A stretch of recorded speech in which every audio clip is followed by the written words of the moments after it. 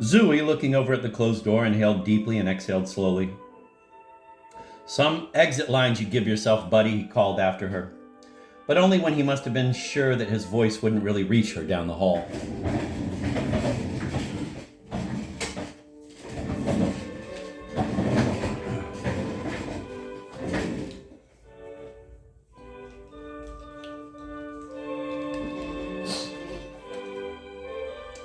The Glasses' living room was about as unready to have its walls repainted as a room can be. Franny Glass lay asleep on the couch with an Afghan over her. The, quote, wall-to-wall, end of quote, carpet had been neither taken up nor folded in at the borders, and the furniture, seemingly a small warehouse of it, was in its usual static dynamic distribution. The room was not impressively large, even by Manhattan apartment house standards, but its accumulated furnishings might have lent a snug appearance to a banquet hall in Valhalla. There was a Steinway grand piano, invariably kept open, 3 radios, a 1927 Freshman, a 1932 Stromberg Carlson, and a 1941 RCA, a 21-inch screen television set, 4 table model phonographs, including a 1920 Victrola, with its speaker still mounted intact, topside. Cigarette and magazine tables galore, a regulation-sized ping-pong table mercifully collapsed and stored behind the piano. 4 comfortable chairs, 8 uncomfortable chairs, a 12-gallon tropical fish tank, filled to capacity in every sense of the word, and illuminated by 2 40-watt bulbs. A love seat, the couch Franny was occupying, 2 empty bird cages, a cherry wood writing table, and an assortment of floor lamps, table lamps, and bridge lamps that sprang up all over the congested inscape like sumac. A cordon of waist-high bookcases lined 3 walls, their shelves cram-jammed and literally sagging with books. Children's books, textbooks, secondhand books, book club books, plus an even more heterogeneous overflow from less communal annexes of the apartment. Dracula now stood next to Elementary Pally. The boy allies at the Somme stood next to Bolts of Melody. The Scarab murder case and The Idiot were together. Nancy Drew and The Hidden Staircase lay on top of Fear and Trembling. Even if a resolute and unusually stout-hearted team of painters had been able to deal with the bookcases, the walls themselves directly behind them might well have made any self-respecting artisan turn in his union card. From the top of the bookcases to within less than a foot of the ceiling, the plaster, a blistery Wedgwood blue where visible, was almost completely covered with what may very loosely be called hangings, meaning a collection of framed photographs, yellowing personal and presidential correspondence, bronze and silver plaques, and a sprawling miscellany of vaguely citational-looking documents and trophy-like objects of various shapes and sizes, all attesting, one way or another, to the redoubtable fact that from 1927 through most of 1943, the network radio program called It's a Wise Child had very rarely gone on the air without one, and more often 2, of the 7 Glass children among its panelists. Buddy Glass, who at 36 was the program's oldest living ex-panelist, not infrequently referred to the walls of his parents' apartment as being a kind of visual hymn to commercial American childhood and early puberty. He often expressed regret that his visits in from the country were so few and far between, and pointed out, usually at enormous length, how much luckier his brothers and sisters were, most of whom still lived in or around New York City. The decoration scheme for the walls was in fact the brainchild, with Mrs. Glass's unreserved spiritual sanction and everlastingly withheld formal consent, of Mr. Les Glass, the children's father, a former international vaudevillian, and no doubt an inveterate and wistful admirer of the wall decor at Sardi's theatrical restaurant. Mr. Glass's perhaps most inspired coup as a decorator was manifest just behind and above the couch, where young Franny Glass was now sleeping. There, in almost incestuously close juxtaposition, 7 scrapbooks of newspaper and magazine clippings had been bracketed, at the bindings, directly into the plaster.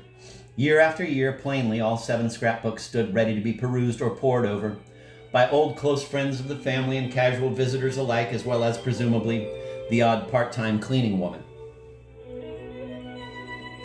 Just mentionably, Mrs. Glass had managed earlier that morning to make 2 token gestures on behalf of the arriving painters.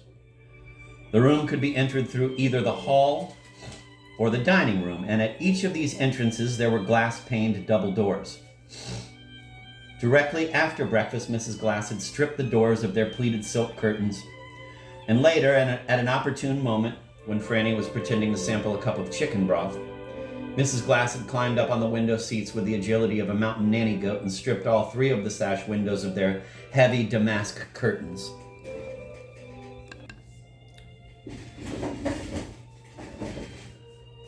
The room had a southern exposure. A 4-story private school for girls stood directly across the side street. A stolid and rather aloofly anonymous looking building that rarely came alive till about 3:30 in the afternoon, when public school children from 3rd and 2nd Avenues came to play jacks or stoop ball on its stone steps. The Glasses had a 5th-story apartment, a story higher than the school building. And at this hour, the sun was shining over the school roof and through the Glasses' naked living room windows. Sunshine was very unkind to the room. Not only were the furnishings old, intrinsically unlovely, and clotted with memory and sentiment, but the room itself in past years had served as the arena for countless hockey and football, tackle as well as touch games, and there was scarcely a leg on any piece of furniture that wasn't badly nicked or marred. There were scars much nearer to eye level, too, from a rather awesome variety of airborne objects. Beanbags, baseballs, marbles, skate keys, soap erasers, and even, on one well-marked occasion in the early 1930s, a flying, headless porcelain doll. Sunshine, however, was perhaps most particularly unkind to the carpet. It had originally been a port red color, and by lamplight at least still was, but it now featured a number of rather pancreas-shaped faded spots. Unsentimental mementos, all of a series of household pets. The sun at this hour shone as far, as deep, as mercilessly into the room as the television set, striking it squarely in its unblinking cyclopean eye.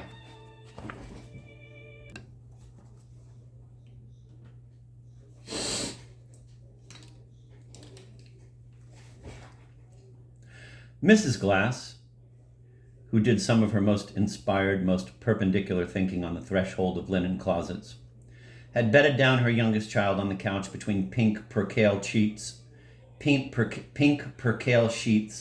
and covered her with a pale blue cashmere afghan. Franny now lay sleeping on her left side, facing into the back of the couch and the wall, her chin just grazing one of the several toss pillows all around her. Her mouth was closed, but only just.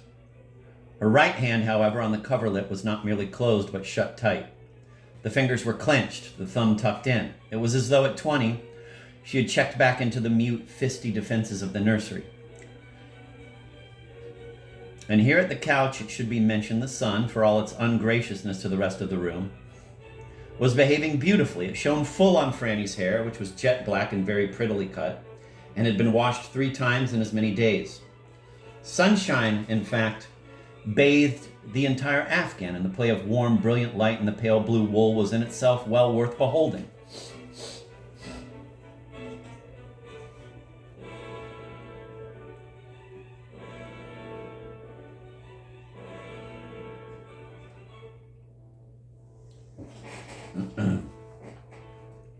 Zooey, almost direct from the bathroom with a lighted cigar in his mouth, stood for quite a while at the foot of the couch, at first busy tucking in the ends of a white shirt he had put on, then buttoning his cuffs, and then merely standing and looking. He wore a frown behind his cigar, as though the stunning lighting effects had been created by a stage director whose taste he considered more or less suspect. Despite the extraordinary fineness of his features and his age and his general stature, clothed, he could easily have passed for a young, underweight danseur. The cigar was not markedly unbecoming to him. For one reason, he was not really short-nosed. For another, cigars with Zooey were not in any patent way a young man's affectation. He had been smoking them since he was 16, and regularly, as many as a dozen a day, expensive Panatellas, for the most part, since he was 18.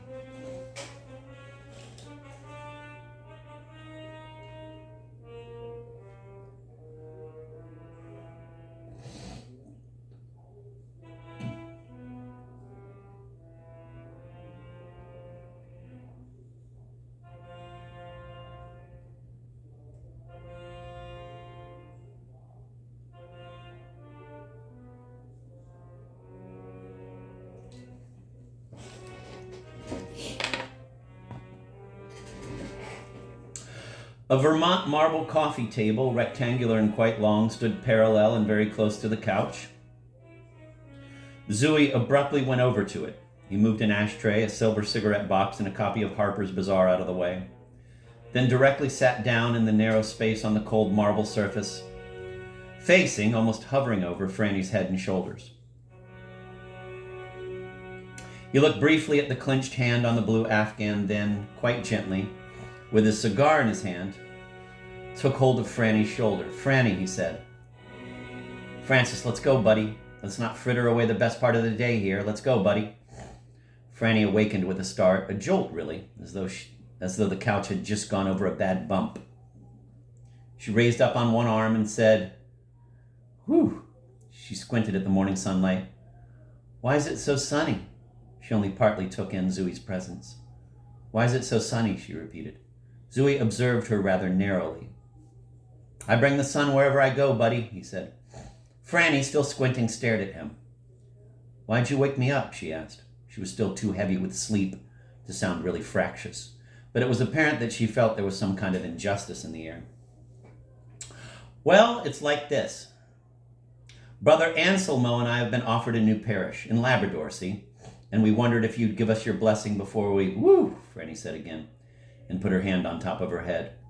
Her hair, cut fashionably short, had survived sleep very well indeed. She wore it, most fortunately for the viewer, parted in the middle. "Oh, I had the most horrible dream," she said. She sat up a bit and, with one hand, closed the lapels of her dressing gown.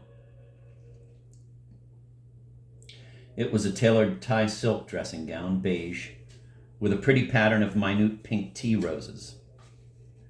"Go ahead," Zooey said, dragging on his cigar. "I'll interpret for you." She shuddered. "It was just horrible. So spidery. I've never had such a spidery nightmare in my entire life."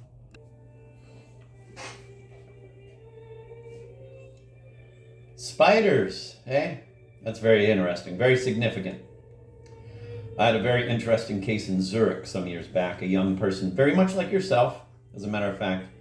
"Be quiet a second, or I'll forget it," Franny said. She stared avidly into space, as nightmare recallers do. There were half circles under her eyes and other subtler signs that mark an acutely troubled young girl. But nonetheless, no one could have missed seeing that she was a first-class beauty.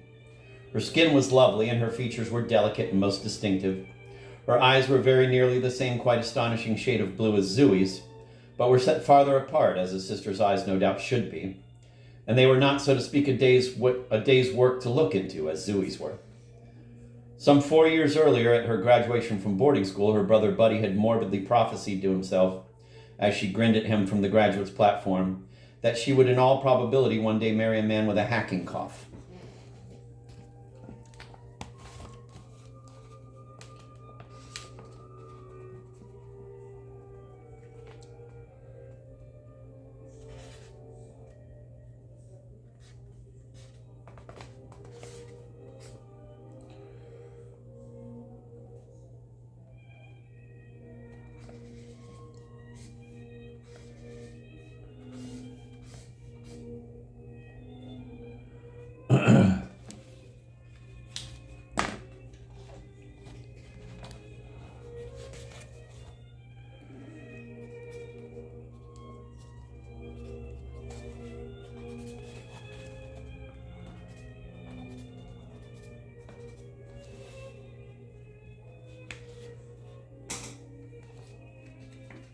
I'm going to reread those past 5 sentences because I feel like So much work gets done there, like describing how she looks, her eyes compared to Zooey's, and then going into the mind of Buddy out of nowhere, like as only you can do in a novel.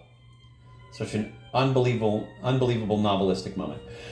There were half circles under her eyes and other subtler signs that mark an acutely troubled young girl, but nonetheless no one could have missed seeing that she was a first-class beauty.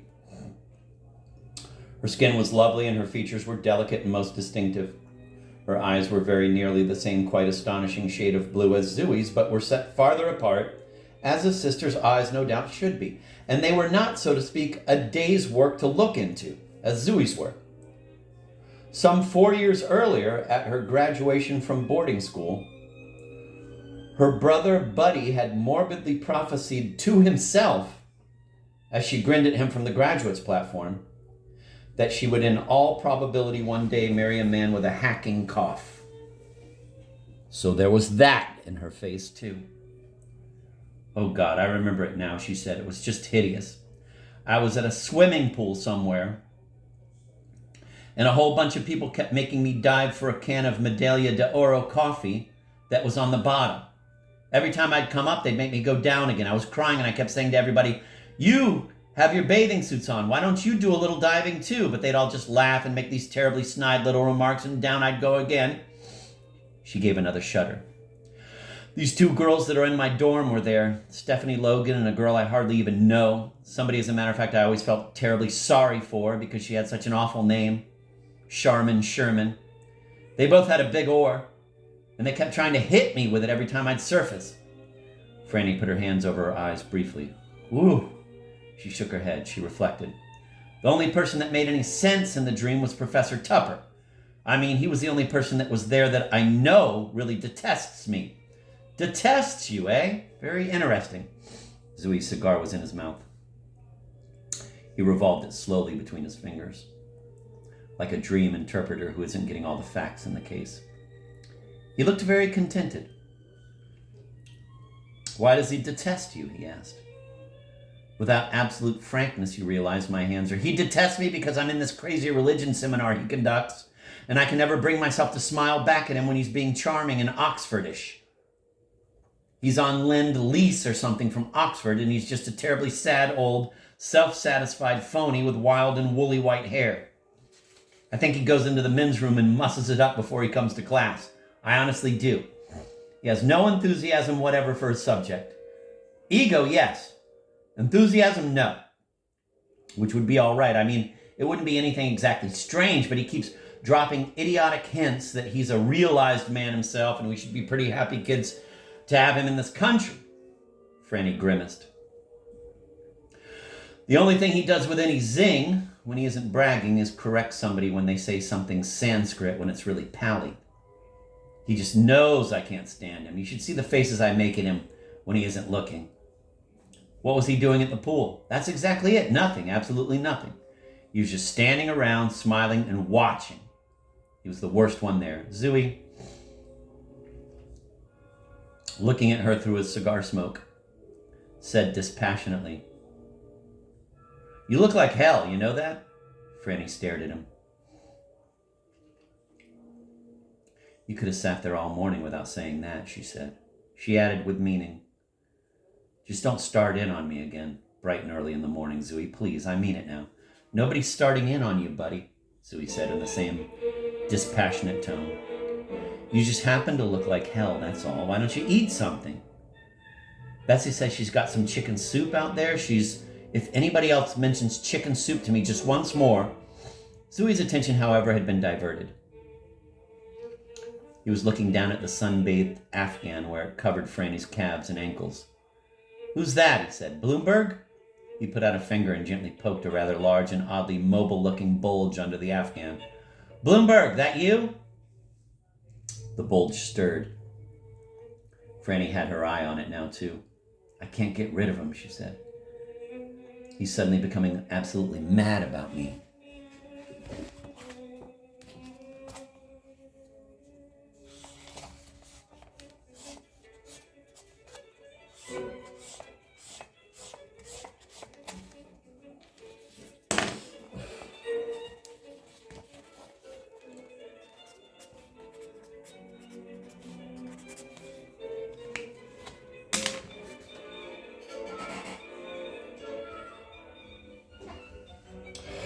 Under the stimulus of Zooey's investigating finger, Bloomberg abruptly stretched, then began to tunnel slowly up toward the open country of Franny's lap. The instant his unprepossessing head emerged into daylight, sunlight, Franny took him under the shoulders and lifted him up into intimate greeting distance. "Good morning, Bloomberg, dear," she said, and kissed him fervently between the eyes. He blinked with aversion. "Good morning, old fat, smelly cat. Good morning, good morning, good morning." She gave him kiss after kiss, but no reciprocal waves of affection rose from him. He made an inept and rather violent attempt to cross over to Franny's collarbone. He was a very large, mottled gray, altered tomcat. "Isn't he being affectionate?" Franny marveled. "I've never seen him so affectionate."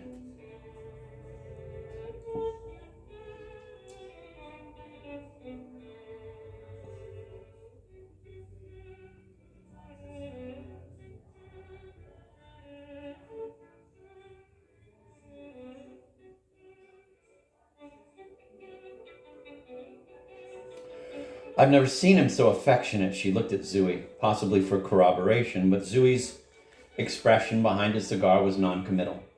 "Pet him, Zooey. Look how sweet he looks. Pet him." Zooey put out a hand and stroked Bloomberg's arched back once, twice, then quit, and got up from the coffee table and meandered across the room to the piano.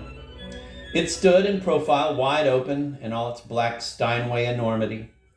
Opposite the couch, its bench almost directly across from Franny. Zooey sat down on the bench tentatively, then looked with very apparent interest at the sheet music on the stand. "He's so full of fleas it isn't even funny," Franny said. She grappled briefly with Bloomberg, trying to coerce him into a docile lap cat's repose. "I found 14 fleas on him last night, just on one side." She gave Bloomberg's hips a mighty downward push, then looked over at Zooey. "How was the script anyway?" she asked. "Did it come last night finally, or what?" Zooey didn't answer. "My God," he said, still looking at the sheet music on the stand. "Who took this out?" The sheet music was entitled "You Needn't Be So Mean, Baby." It was about 40 years old. A sepia reproduction of Mr. and Mrs. Glass was featured on the cover. Mr. Glass was wearing a top hat and tails, and so was Mrs. Glass. They were smiling rather brilliantly at the camera, both of them leaning forward on their evening canes, feet wide apart. "What is it?" Franny asked. "I can't see." "Bessie and Les, you needn't be so mean, baby." "Oh," Franny giggled. "Les was reminiscing last night for my benefit. He thinks I have a stomach ache. He took out every single sheet of music in the whole bench. I'd be interested to know just how in hell we ever landed in this goddamn jungle all the way from 'You needn't be so mean, baby.' You figure it out." "I can't. I've tried," Franny said. "How was the script? Did it come? You said Mr. Lesage or whatever his name is, was going to drop it off with the doorman before he..." It came, Zooey said. "I don't care to discuss it."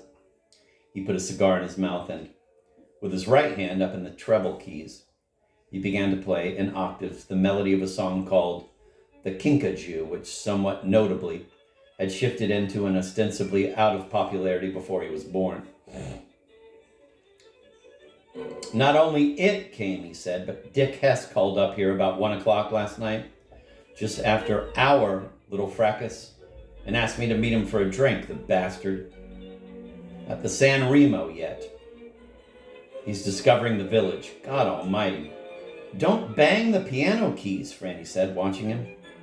"I'll be your director if you're going to sit there. That's my first direction. Don't bang the piano keys. First of all, he knows I don't drink. Second, he knows I was born in New York. And if there's one thing I can't stand, it's atmosphere. Third, he knows I live about 70 goddamn blocks from the village. And fourth, I told him 3 times I was in my pajamas and slippers. Don't bang the keys," Franny directed, petting Bloomberg.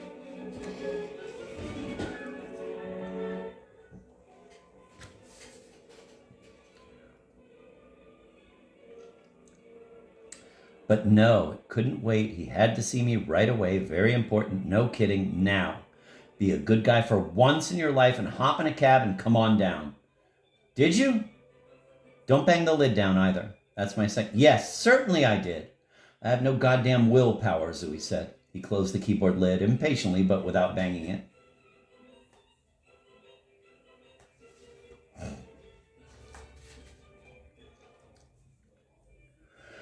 The trouble with me is I don't trust any out-of-towners in New York. I don't care how the hell long they've been here. I'm always afraid they're going to get run over or beaten up while they're busy discovering some little Armenian restaurant on 2nd Avenue or some damn thing. Morosely, he blew a stream of cigar smoke over the top of "You needn't be so mean, baby." So anyway, I went down there, he said, and there was old Dick, so down, so blue, so full of important news that couldn't wait till this afternoon, sitting at a table in blue jeans and some gruesome sports jacket. The Des Moines expatriate in New York. I could have killed him, I swear to God. What a night. I sat there for 2 solid hours while he told me what a superior son of a bitch I am and what a family of psychotics and psychopathic prodigies I come from. Then, when he's all through analyzing me and Buddy and Seymour, both of whom he's never met, and when he's reached some sort of impasse in his mind, whether he's going to be a sort of two-fisted Colette or a sort of Thomas Wolfe for the rest of the evening, suddenly he pulls out this gorgeous monogrammed attaché case from under the table and shoves a new hour-long script under my arm.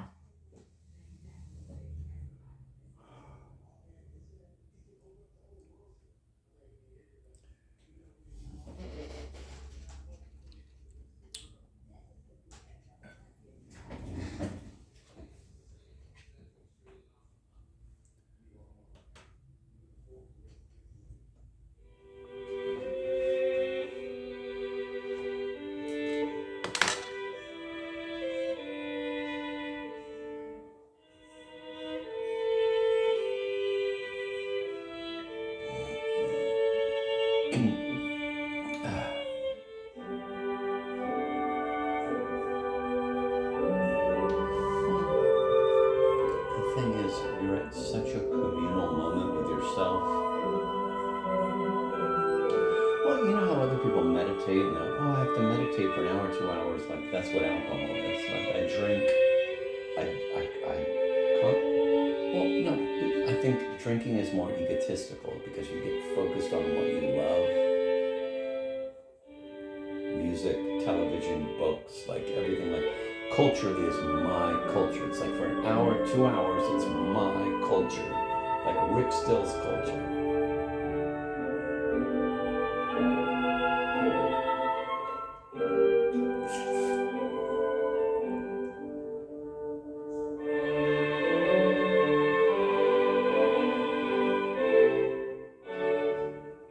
Get it? Hey.